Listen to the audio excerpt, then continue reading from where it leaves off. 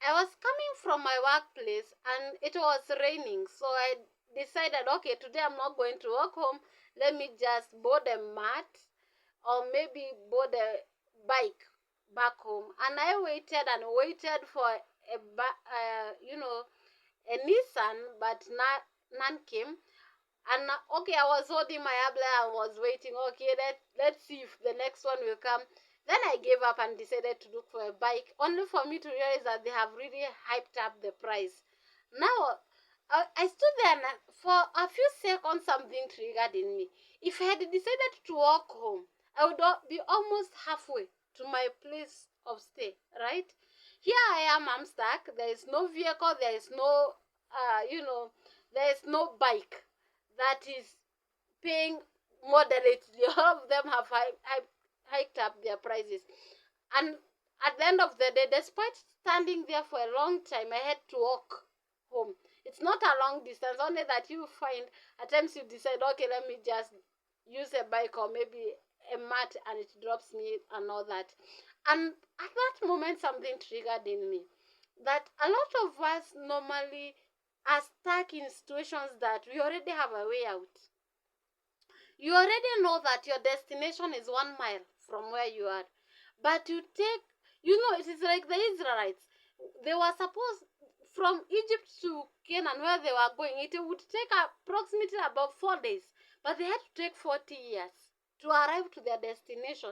That is what a lot of us are doing. We already know that we are supposed to go to this point, and this is how long it's going to take. But because we don't want to pay the price, we now use shortcuts. We try to use shortcuts to get, or we remain stuck in one place because we don't want, if you want to go far in life in relation with Christianity, then you have to pay a lot of price because the devil is out there waiting for you. He moves around seeking for whom to devour. May he not find us to devour us in Jesus' name. But because we don't want to pay the price, because we don't want to do what is expected of us, we are still stuck in the same place for hours. Like I was stuck for us. I knew I could have walked home, right? In fact, walking home, let me tell you the crazy thing about where I live. If I bought a vehicle, at times it will take me longer to arrive at my house than when I walk. That is it. Especially if there is jam, I would have walked faster. I would have arrived home earlier, not walking faster, just moderately the way I normally walk. I will arrive to my house earlier than when I bought the vehicle. That is to show you that I don't live very far away from the station, from the stage. But why was I still stuck in that place? Because of the mentality of I don't want to walk. I don't want this. I'm still being rained on, and yet I'm still telling myself I have to wait for this van. I want to wait for a bike that is moderate so that it can take me to my place, and I don't want, so I won't be rained on. Yet here I am being rained on already for a long time, and at the end of the day I still had to walk. You understand? So what I'm driving home is this: pay the price that is expected of you. As a child of God, if you want to excel in life, if you want to go far in life, if you want to fulfill destiny, then you have to pay the price. Don't remain stuck there. Don't look for shortcuts. Don't look for the easiest way or the easiest means to get to where you are supposed to be. No.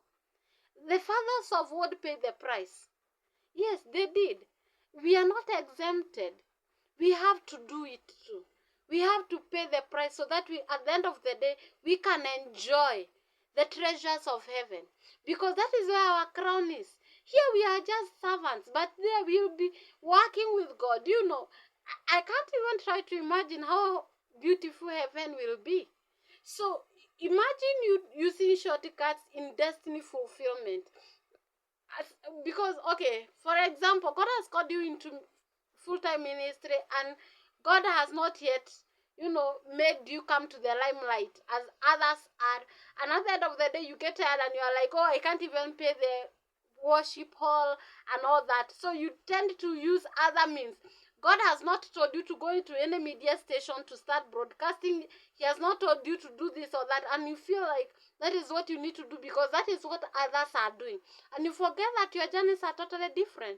Some people are into go into TV stations, others into radio stations, others are into social media platforms, others are supposed to stay in their places until God exposes them.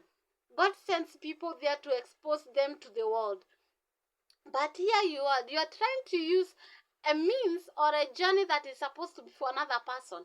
That is what I would have done. The vehicle, you can imagine me, and if I enter this vehicle, if I had entered the vehicle, I would pay the same price that someone that is going very far away from my house will be paying, because there is no stages around. So I have to pay the same kind of amount of money that someone that is going very far will have to pay. Yet my house is not that far. Like I said, if there is jam and I'm walking, I will arrive to my house faster than when I am using a vehicle. But I want shortcuts. That is what we are doing with our destinies. That is what we are doing with our lives. Because you want to make it early. All your mates are all employed. All of them are driving luxurious vehicles. So you now decide to enter into Yahoo. You decide to enter into cyber crimes and all that, so that you can also make it big. I'm sorry, you're not making it big. You're making a fool of yourself. Because you cannot deceive God, you cannot deceive yourself, and you cannot deceive Satan. The three of you knows the truth. Please, may God help us to walk in integrity, to walk in wisdom and understanding. And may He help us to pay the price that we are supposed, so that at the end of the day, we will not be called foolish ones, but we will hear that voice telling us, welcome back home, wise and faithful servant. May God help us in Jesus' name. Thank you so much for being part of this podcast. Till I come your way next time. Bye. Love you.